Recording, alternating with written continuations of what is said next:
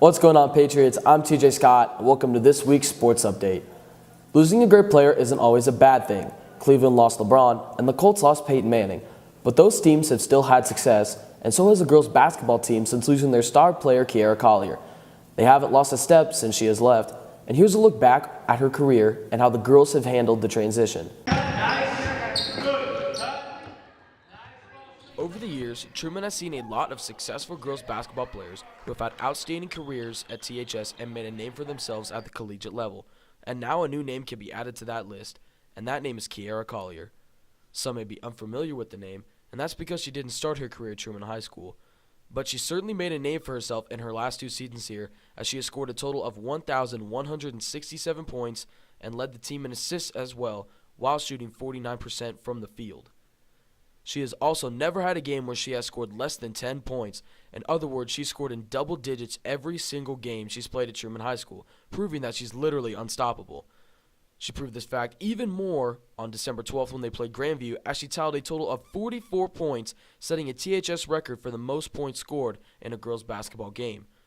Along with these outstanding accomplishments she has achieved on the basketball court at THS, she has also been named to the All-Conference, All-District, and All-State team each of the 3 years she has played high school basketball.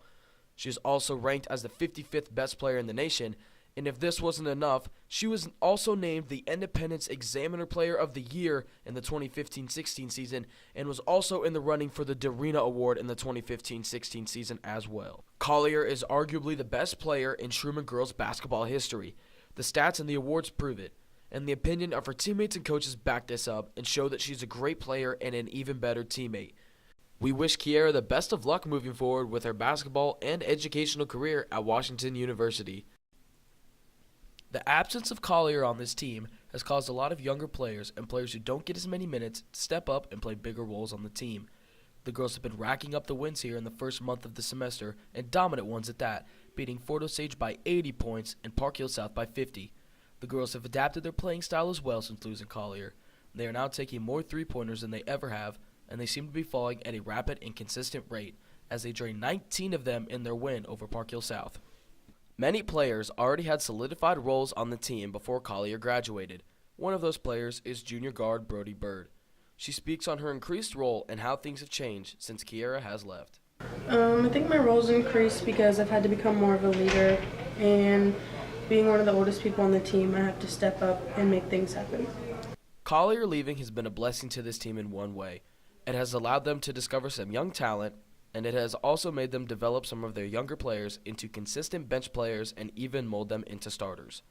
Dion and Jewel came in being young, but they're definitely stepping up and contributing to the team a lot, and it's really helping us this year.